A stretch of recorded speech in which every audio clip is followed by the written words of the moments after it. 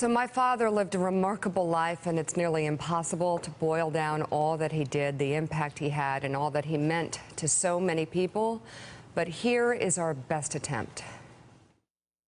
Someone like Brzezinski he's kind of feisty, he's aggressive, he's innovative. His task force chaired by Zbigniew Brzezinski. And I don't want to get into calling names, but I thank Mr. Brzezinski. Zbigniew Brzezinski is with us today. Dr. Brzezinski, I can't say enough about his contribution to our country. In his life, he was called a peacemaker, cold warrior, hardened realist, bridge builder.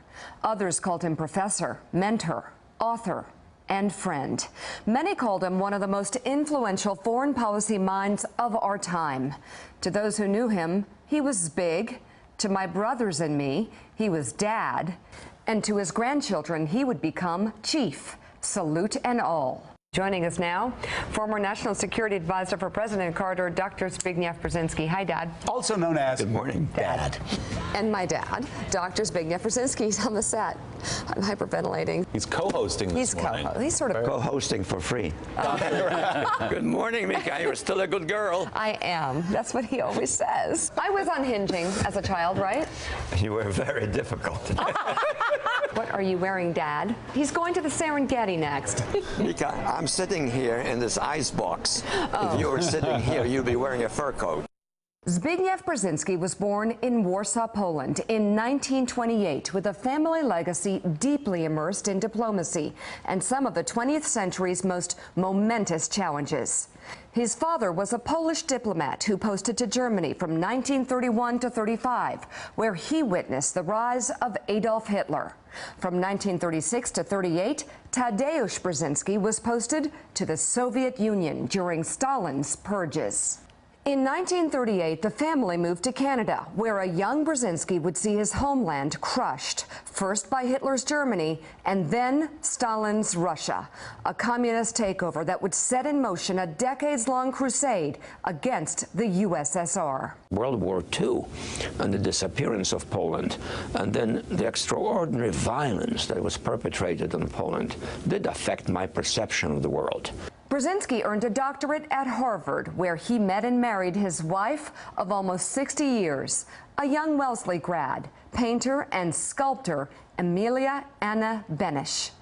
But their time at Harvard was limited. Brzezinski would initially be denied tenure and instead take his immeasurable talents to Columbia. 2 years later, Harvard offered me a permanent chair as full professor. I said, thank you very much. I prefer to be where I am.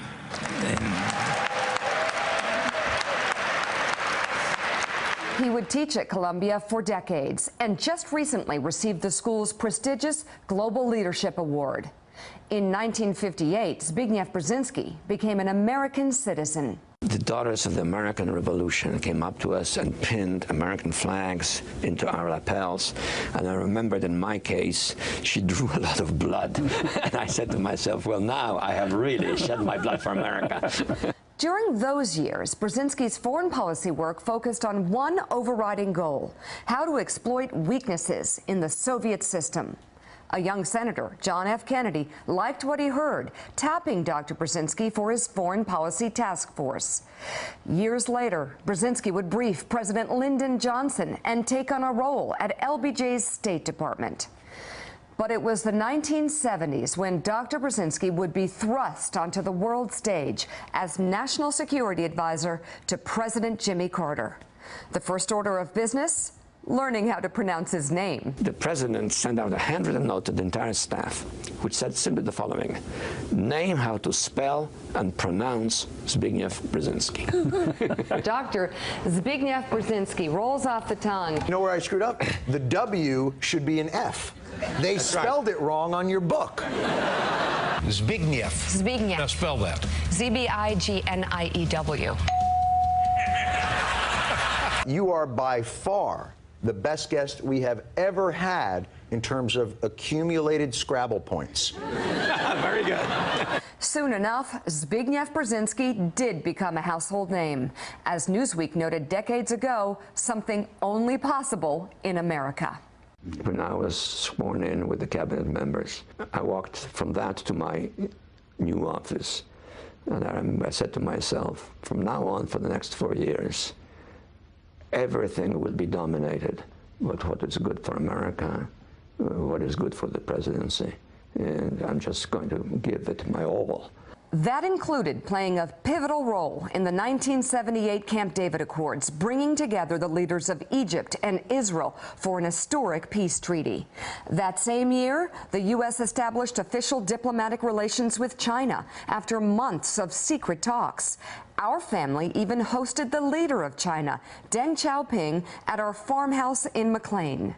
There was a nuclear arms treaty with the Soviet Union and a deal to peacefully transfer control of the Panama Canal.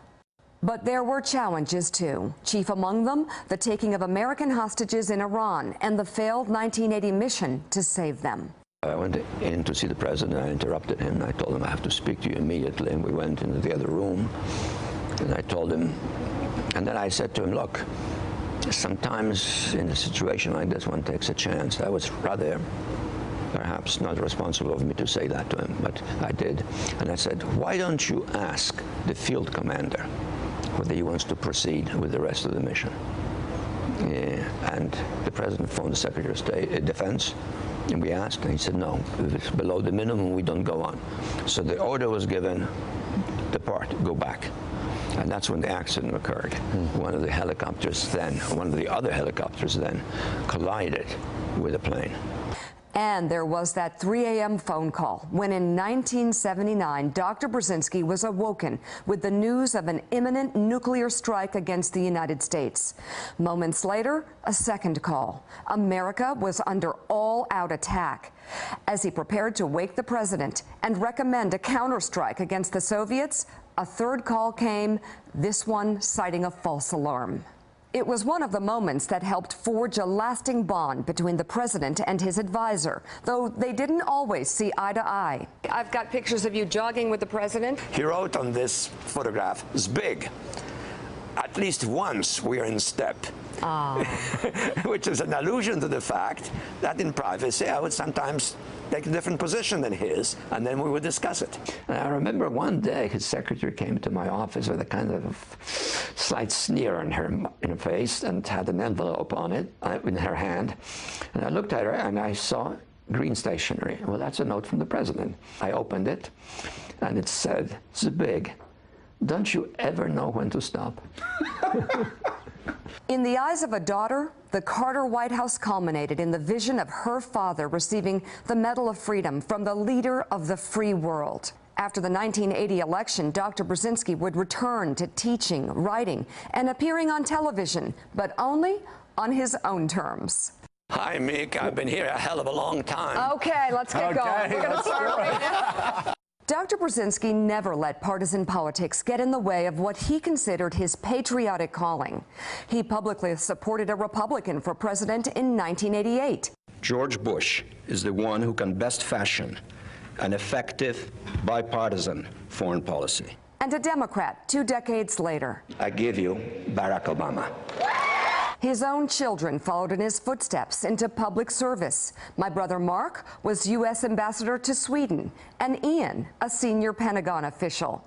And my career in journalism set the stage for that cringe-worthy exchange back in 2008, when my dad took issue with Joe's analysis of the Middle East. You and I both know Bill Clinton gave Arafat and the Palestinians everything they could have wanted. Such a stunningly superficial knowledge of what went on that it's almost embarrassing to listen to you. My father always spoke his mind to friends and foes alike, both on and off camera. Always driven by a strategic vision to make the country that opened its arms to his family a safer and stronger nation. Dr. Zbigniew Brzezinski, my dad, our chief, was 89 years old. Thanks for checking out MSNBC on YouTube, and make sure you subscribe to stay up to date on the day's biggest stories. And you can click on any of the videos around us to watch more from Morning Joe and MSNBC. Thanks so much for watching.